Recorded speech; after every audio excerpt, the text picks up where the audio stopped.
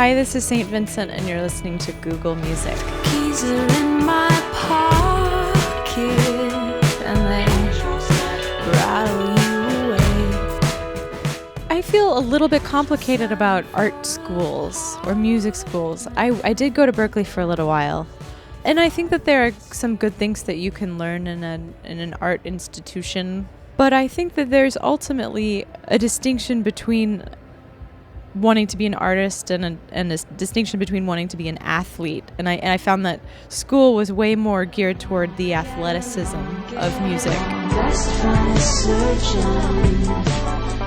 Nobody wants to sit and have a conversation with somebody who's like, hey, I'm a lot smarter than you in music. And nobody really wants to listen to music that in some ways is just too aggressively cerebral. For me, what's most satisfying about music is that kind of merging of the art, of the ephemeral, and of the athleticism. And I just got a little too bogged down with the kind of jock mentality of college. It was a little bit of a buzzkill, so I left and joined a rock band. The Polyphonic Spree was not a cult. It was, for me, a crash course in psychedelic rock shows. My first tour out with them was August of 2005. It was really fun. I think some of the most fun I've had playing on stage in terms of just being outlandish and wild has been with the Polyphonic Spree. In Texas, there's a lot of space. There's a lot of wacky people, a lot of really talented musicians, and somehow that kind of coalesced into this quasi, religious, creepy freak show circus.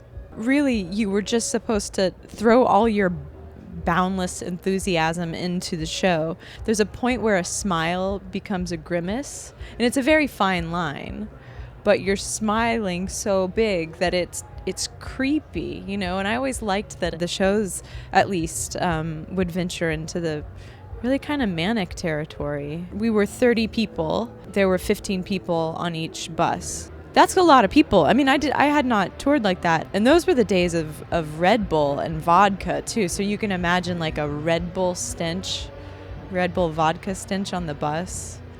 Sweaty robes. I mean, it was pretty gross, but in a great way, in a really, really fun way. Save me from what I want. Save me. Save me. Save me. Well, with my last record, Actor, my directive for the record was to not touch any physical instruments when I was writing it. So I wrote everything in GarageBand in the computer. And with this record, Strange Mercy, I wanted to go the exact opposite route, and I wanted to make sure that every song was simple at its core. So I just wrote songs on guitar and then took them into the studio with my producer, John Congleton, and we just put things through the meat grinder and tried to make pop songs with fangs. I am playing a 1967 Harmony Bobcat. It's a great guitar. It's light. I'm a small person, even though I love the sound of a Les Paul or a Strat or something. Those guitars are really heavy, and the heavier wood means like the more back problems and the more yoga I have to do to kind of like keep myself in check.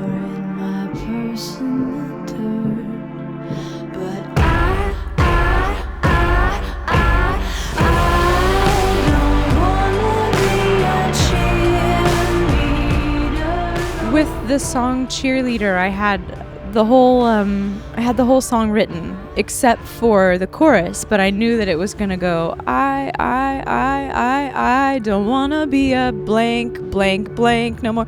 So I was like, God, what could that be? And I was brainstorming with John Congleton, my producer, and I mean we were like, Dirt Eater, no, that sounds like you have a weird scatological fetish, like that's not gonna work.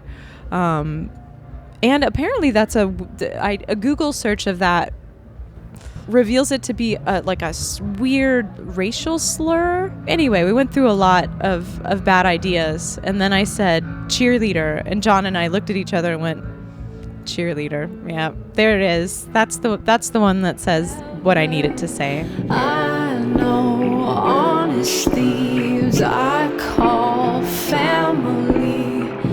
I've seen America with no clothes on. Sometimes I feel complicated giving too much of my specific meaning of a lyric away, because I've read interviews with some of my favorite, artists and heard like, oh yeah, that Beatles song that I love, oh, that's about a dog. Oh, that's kind of a bum out, So I try to keep it a little oblique out of respect for the fans and their own interpretation of the lyrics.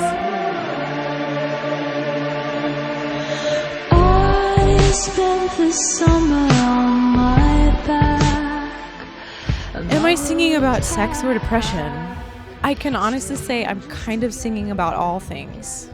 If it sounds like sex, it probably is. It sounds like depression, it probably is. I can assure you.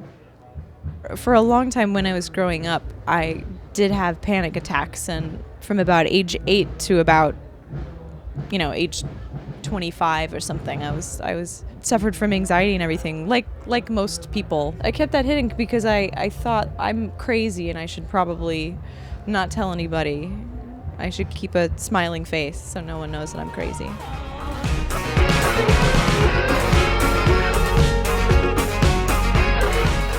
I've never been medicated or taken medication for it, but now I do yoga and I run and I just keep my brain in check. And a lot of things are not that big of a deal. This feels like therapy.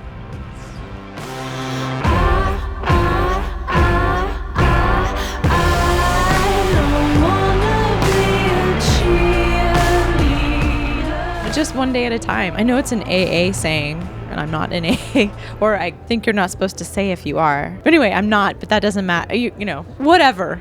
You can edit this, right?